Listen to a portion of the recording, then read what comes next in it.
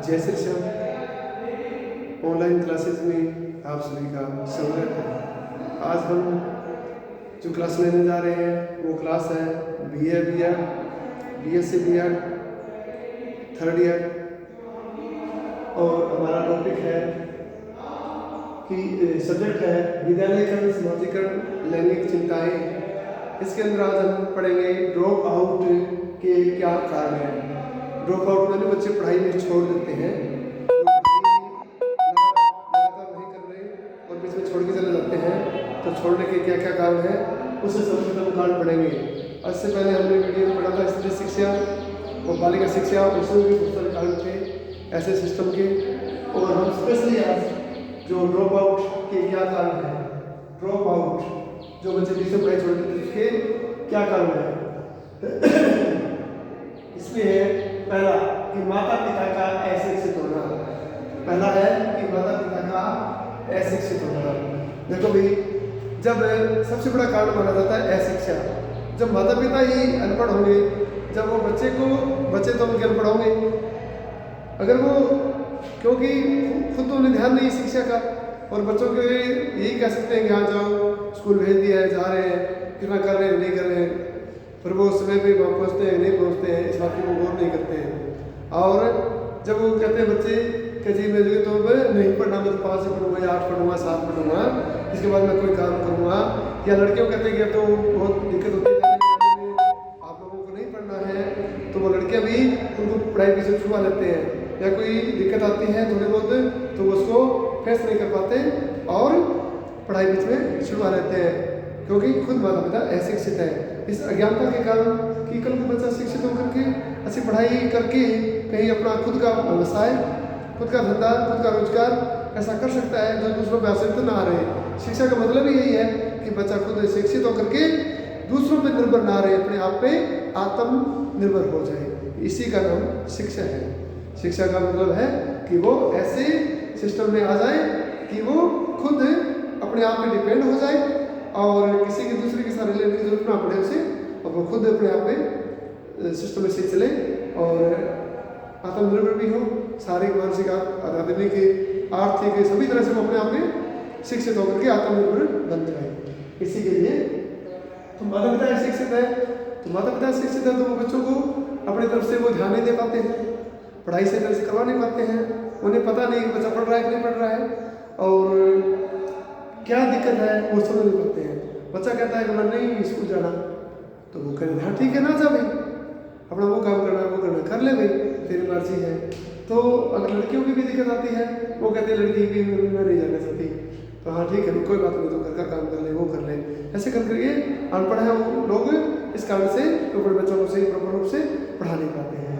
अब दूसरा, लड़कियों की जल्दी शादी करने के कारण पढ़ाई छूट जाना। अब देखो अशिक्षा के कारण है, लड़कियों की जल्दी शादी कर देते हैं, कहते हैं भाई लड़की जवान होंगे, चाहे वो 12-13 साल की हो 15 साल की हो, तो 15 साल की लड़कियों को ऐसे लगती है कि अब ये शादी करने इसकी शादी करते हैं और आगे अपना घर संभाल ले, आगे पढ़ाई तो पूरी करवाई नहीं है और लड़की की शादी कर दी है 15-16 साल में 17 साल में, और उसको घर के काम करवाते रहते हैं, शादी करके अगले घर चले गई है, फिर उसको बच्चों वापस पड़ जाता है और वो अपना शारीरिक ध्यान भी नहीं दे पाती, और शारीरिक ध्यान न रहने से वो बीमार भी रह सकती है, और नहीं उसे खुद को पता है कि कैसे हमें कैसे चलना है, कैसे करना है, और ऐसे के कारण वो अपना शरीर का भी ध्यान नहीं रख पाती, और बच्चों का बहुत वजन है, कल को मतलब बच्चों को पढ़ना है, घर का काम है, इन्हीं कामों में वो आगे से आगे चलती जाती है। अब है दूसरा कि लड़कियों को बोझ की तरह समझना। बहुत सारे माता पिता लड़कियों को बोझ की तरह समझते हैं, लड़कों को कहते हैं कि उनका वंश है, वंश कुछ करने वाला है, और हमारे यहाँ समाज में पितृ प्रधान समाज है और मातृ प्रधान समाज नहीं है, तो पितृ समाज है तो पिता को उसका वारिस बेटा ही माना जाता है, लड़की की वैल्यू मानी जाती है, लड़कियों को तो बोझ माना जाता है। कहते हैं कि लड़कियों को तो अगले घर में जाना है, हमें क्या करना था आके, हम पढ़ाई करके क्या करवाएंगे, ये तो अगले घर जाएंगे, अरे हम इनको शिक्षित करेंगे तो ये खुद की ज़िंदगी सही अच्छे से जिएगी, आपका घर सही से सुंदर करेगी और अगले घर जाएगी तो वहाँ भी अच्छा सा लाभ कमाएगी, दूसरों पर डिपेंड नहीं रहेगी। तो वो एक बोझ की तरह समझते हैं और कहते हैं शादी कर दी तो हम अब फ्री हो गए। तो बच्ची की शादी करने के बाद वो अपने आप को वजन भार रहित मानते हैं और शादी करके अगले घर भेज देते हैं, कहते हैं हमने तो कर्तव्य अपना पूरा कर लिया। तो यही सोच होती है कि लड़कियों को पढ़ाने का क्या फायदा है, घर में रहेगी, काम सीखेगी, काम करेगी, बाद में ससुराल में उसके काम आएगा और ससुराल में काम आएगा। तो यही सोच समाज में बदलनी होगी, इसी बोझ समझा जाता है। तो अब है बोझ की तरह समझना, ये समझ गए। अब आता है अगला कि आज भी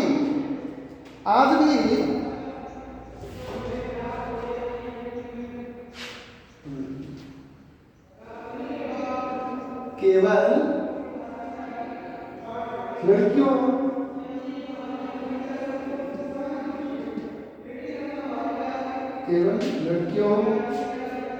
की पढ़ाई पर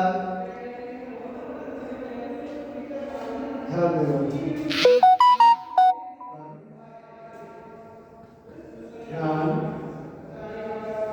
देना। 6 मिनट हुए लगे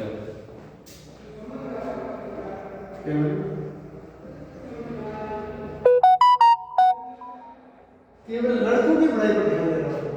बहुत सारे माँ बाप ये सोचते हैं कि लड़का एक उनका वजन है और लड़के को पढ़ाएंगे तो वो देखो अपना काम, अपना नाम रोशन करेगा, शिक्षित होगा, नौकरी लगेगा, तो अपने को लाके नौकरी देगा, अपना परिवार से संभालेगा। तो इसलिए वो लड़कों को पढ़ाई ध्यान देते हैं, कहीं बेटा अपना कम जो पढ़ाई कमजोर ना रहे, हम ध्यान दें उस पर, ट्यूशन करवाएं, उसको पढ़ाएं और लड़का सब पढ़ाई निकले, नौकरी लग जाए, तो उसी पर ध्यान देते हैं। लड़के की तरफ वो नहीं देते, लड़के तो बात बोझ मानते हैं, दूसरे घर भेजना मानते हैं, लड़कियों को पढ़ाई इमानत कहते हैं, केवल लड़कों को ही अपनी इमानत मानते हैं। ये सोच है उनकी, ऐसे शिक्षा के कारण गलत सोच है। इसे हम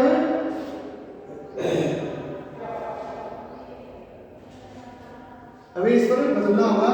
लड़के और लड़की दोनों समान है, तो लड़की दोनों समान है, एक ही माता पिता के घर से पैदा हुए हैं, एक ही घर में पैदा हुए हैं, समान क्यों नहीं है? हम उनकी शिक्षा पे ध्यान दें, हम उन्हें अच्छे से पढ़ाएं और दोनों ही, लड़के भी रोशन करते हैं तो लड़के भी नाम रोशन करते हैं। अगर आप बात करें पुराने समय की, और पीछे जो लड़कियां हुई हैं, कल्पना चावला हुई है, तो सुनीता विलियम है, तो बहुत सारी, इंदिरा गांधी है, तो ये कितनी ही लड़कियों के नाम हम पीछे की काउंट करें। इन्होंने खुद पढ़ा, फिर आगे समाज को पढ़ाया, ऐसी वैज्ञानिक सोच दी, ऐसी सिस्टम दिया जिससे वो लोग आगे बढ़े हैं। अब आता है 5वां पॉइंट है कि ये कारण पढ़ाई ड्रॉप आउट के कारण। तो लड़कों भी ध्यान देते हैं, लड़के ध्यान नहीं देते हैं, तो लड़के ध्यान नहीं देते, लड़का पढ़ाई छोड़ देगी। दूसरा है आज भी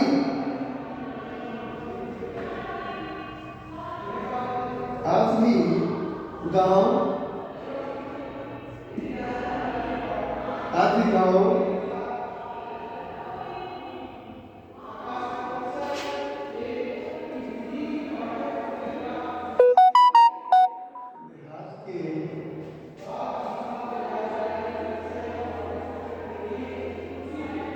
इलाकों में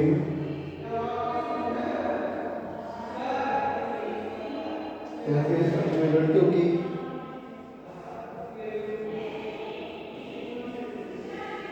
की पढ़ाई में ज़्यादा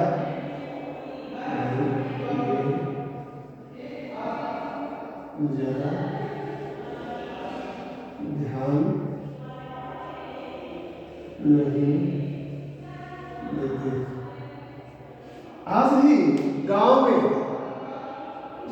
या देहात हम कहें जो लोकल है, उसके जो इलाके हैं उसमें लड़कियों की पढ़ाई की तरफ कोई ज़्यादा ध्यान नहीं देते हैं। वो क्या करते हैं कि प्राइमरी होगी ज़्यादा या फिर प्राइमरी से मिडिल हो सकती है, 7वीं 8वीं तक लोग बच्चों की पढ़ाई छूट जाती है, और 8वीं कर ली तो इसका कारण एक और भी है कि स्कूल है वो दूर हो सकते हैं, और जिसमें माता पिता दूर बच्चों को भेजने में हिचकिचाते हैं, क्योंकि स्कूल जब ज़्यादा करते हैं वो 10 से 15 किलोमीटर के बीच में दूरी मिलेंगे।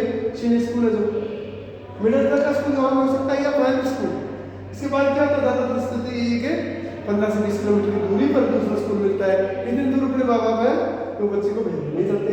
इस कारण घर के तो नहीं जाते हैं, लड़कियों को नहीं भेजते हैं, इसलिए ज़्यादा ध्यान नहीं देते, पढ़ाई उनकी ड्रॉप आउट हो जाती है, बीच में छूट जाती है। ये कारण भी है थोड़ा।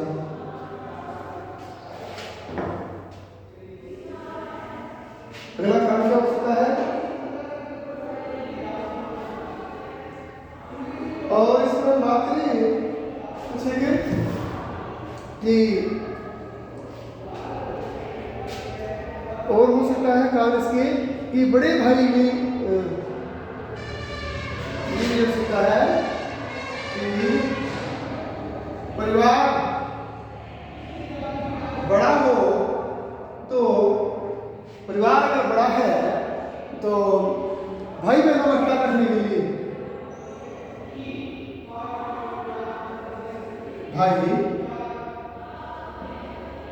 भाई बहनों का ख्याल रखने के लिए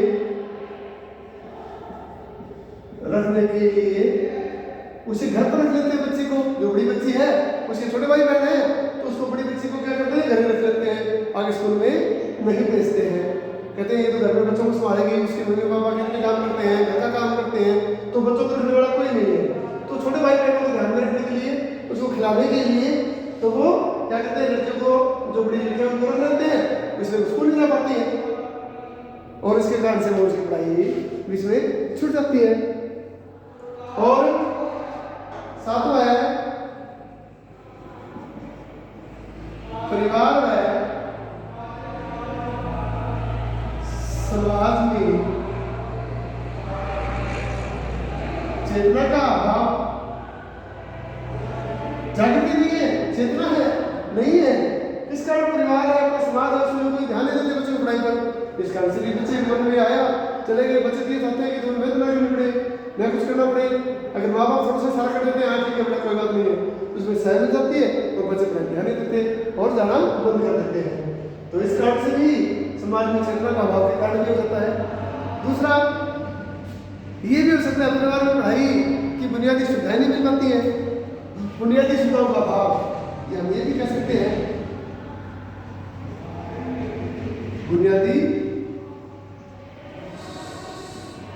सुविधाओं का अभाव, बुनियादी सुविधाओं का अभाव है, इस कारण से भी हो सकता है उनको छोड़ दें। जैसे स्थान, प्रकाश, पुस्तकालय और बच्चों के पढ़ने का स्थान, इसमें दिक्कत आती हो, किताबों की दिक्कत आती हो, तो इस कारण से भी बच्चे की पढ़ाई इसमें ड्रॉप हो सकती है।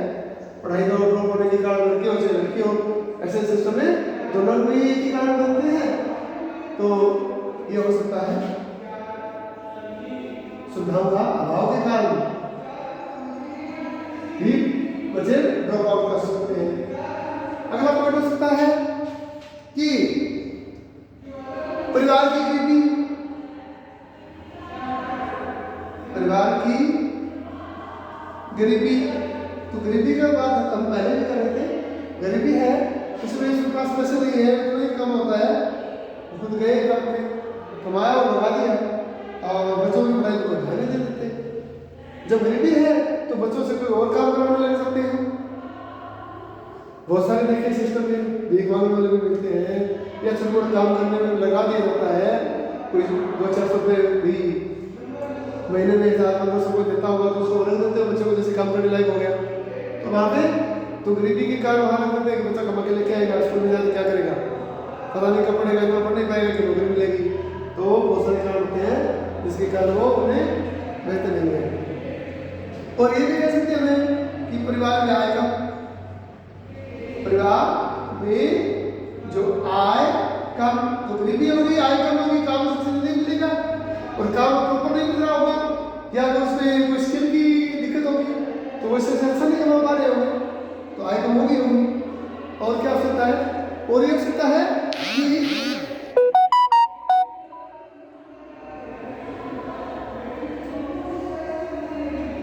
और ये हो सकता है कि परिवार अगर बड़ा है, कमाने वाले कम आदमी है, तो परिवार बड़े होने के कारण कम कमाने वाले बंदे हैं तो फिर दिक्कत आती है।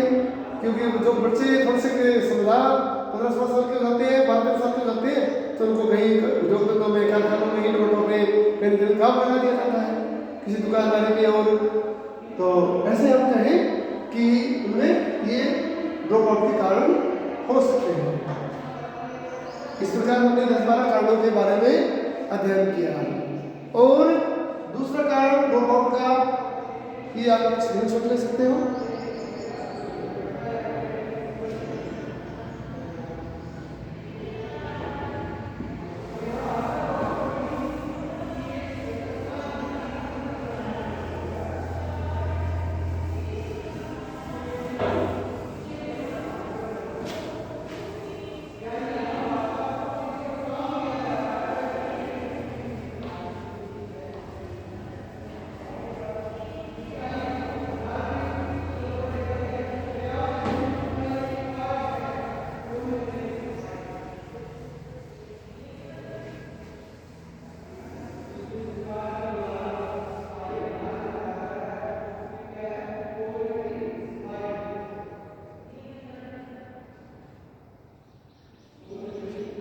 अगर हम बात करें ये थे अपने परिवार से संबंधित सारे सिस्टम से सब सामाजिक कारण जिसे हम कहते हैं, इन कारणों का नाम था सामाजिक कारण।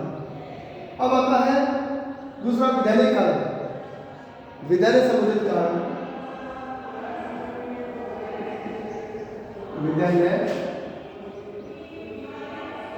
संबंधित कारण क्या हो सकते हैं? विद्यालय संबंधित कारण ये हो सकते हैं कि ड्रॉप आउट के बहुत सारे कारणों में से विद्यालय संबंधित बहुत से कारण है। इसमें है, एक तो है शिक्षकों की कमी, शिक्षकों की कमी, शिक्षकों की कमी। शिक्षकों की कमी कैसे कि एक स्कूल होता है, उसमें बहुत सारे बच्चे होते हैं, टीचर एक दो ही होते हैं संभालने वाले, तो वो उन्हें बच्चों पे ध्यान नहीं दे पाते। कभी कोई बच्चा आए, कभी जाए, कौन सी क्लास लगी है कि नहीं लगी है, वो बेचारे कम स्टाफ होगा तो इतने सारे बच्चों को कैसे संभाल पाएगा? तो प्रॉपर शेड्यूल से क्लास मैनेज नहीं हो पाती। इस कारण बच्चों में पढ़ाई में अरुचि आ जाती है, अरुचि के कारण बच्चे स्कूल छोड़ सकते हैं। मान लो कि कहीं देश में 200 बच्चों पर एक शिक्षक हो, तो 200 बच्चे अलग अलग क्लासें उनकी, तो वो कैसे संभालेगा उनको? हर क्लास का अलग अलग होगा, अलग अलग सब्जेक्ट होगा, बच्चे अलग अलग सिस्टम के होंगे, तो वहाँ पर क्या होगा? बच्चों को ध्यान नहीं देगा। बच्चा कहेगा टीचर पढ़ाते तो है नहीं, एक ही टीचर है, क्या क्या पढ़ाए? तो नया वो ध्यान देता आने पे ही ना ध्यान देता बच्चों के जाने पे, तो दिक्कत आएगी वहाँ पर। अगर वहाँ पर 35-40 बच्चों में एक टीचर है, तो 200 बच्चे वहाँ पर 5-6 टीचर हो गए। 5 टीचर होंगे तो वहाँ पर स्वरूप से पढ़ाई होगी, स्वरूप से पढ़ाई होगी तो बच्चे जुड़ेंगे इसी तरह से। अब आता है विद्यालय में उपस्थिति कम होने की वजह से। दूसरा है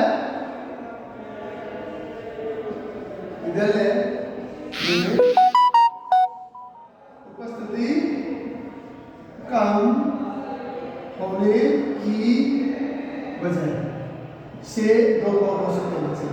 ड्रॉप आउट तो क्या हो सकते हैं कि अगर विद्यालय में नियमित नहीं आए, रेगुलर नहीं रहे बच्चे, हफ्ता में 1-2 बार आना, कभी कभार नहीं भी आना, अगले हफ्ते में 1-2 बार आना, तो महीने में हफ्ता भर आएगा, महीने के अंदर ही तो फिर वो उसकी हाजिरी कम हो जाएगी।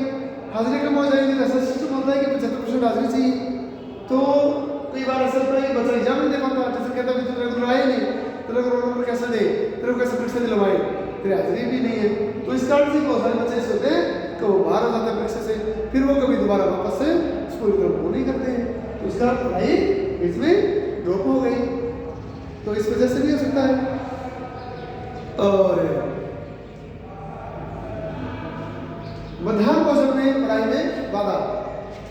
अब सरकार ने एक सिस्टम किया है कि मिड डे मील, जो बच्चे पहले खड़ा खाड़ी के लिए रहते थे घर पे, कहते भूख लगी जी घर जाना है, तो घर जाना है तो बच्चे क्या करते थे, घर चले जाते, वापस से स्कूल में आते नहीं खाना खा के। तो सरकार ने इस योजना को ऐसे बनाया कि क्यों ना मिड डे मील शुरू कर दिया जाए। तो मिड डे मील शुरू किया कि बच्चों को दोपहर में यहाँ आएंगे तो खाना मिल जाएगा, खाना खा के वापस पढ़ना शुरू कर देंगे, घर नहीं जाएंगे तो स्कूल में रुके रहेंगे। इसके लिए उन्होंने मिड डे मील का प्रोग्राम शुरू किया था, जिसे हम कहते हैं मध्याह्न भोजन की व्यवस्था। मध्याह्न भोजन की व्यवस्था करवाई। पर आज के सिस्टम अगर देखें तो मध्याह्न भोजन की व्यवस्था बनाने में 2-3 टीचर लगे रहते हैं, कई बच्चों को लगा लेते हैं। ऑफिस में इसमें काम करने वाले अलग बंदे हैं कि जो खाना बना के देते हैं, बच्चों को ये कह देते हैं हाँ बेटा फलाना सामान लेके आओ, वो लेके आओ। टीचर कहते हैं हाँ वो ध्यान रखता हूँ, वो ध्यान रखता हूँ, वो बढ़वाना है, ये करना है, वो करना है। सुबह आते ही उनकी प्लानिंग हो जाती है और दोपहर तक ये प्लानिंग चलती है, जब तक खाना नहीं बन जाता। खाना बनने के बाद कितने बच्चों ने खाना खाया है कि नहीं खाया है, सारे हिसाब बनाना और सारा सिस्टम बनाना।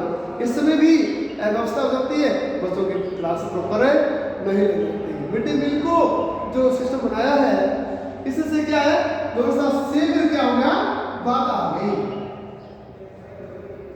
पहले बाधा नहीं थी, शुरू में किया था पर धीरे धीरे टीचरों की तरफ बदल लग गया। टीचरों को बहुत सारा लेकर करना पड़ता है और अपनी तरफ से व्यवस्था बनाई रखनी पड़ती है और इसके कारण टीचर ज़्यादा व्यवस्था होने के कारण इसमें पढ़ाई में बाधा आ गई।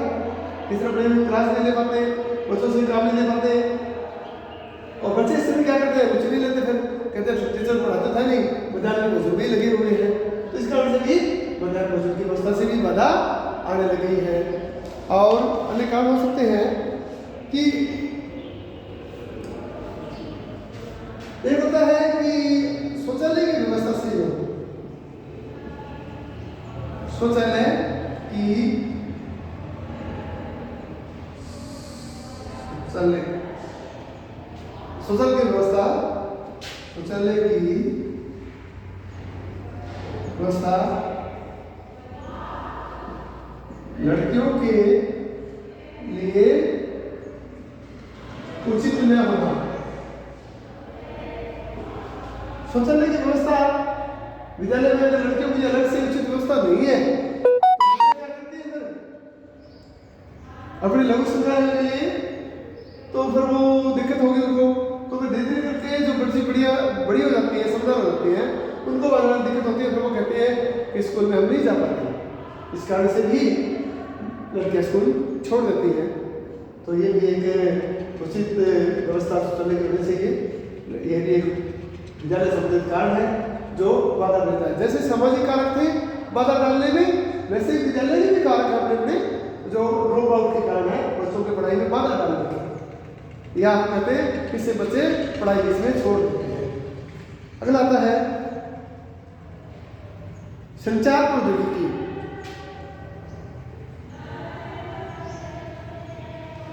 संचार प्रौद्योगिकी, तो संचार प्रौद्योगिकी का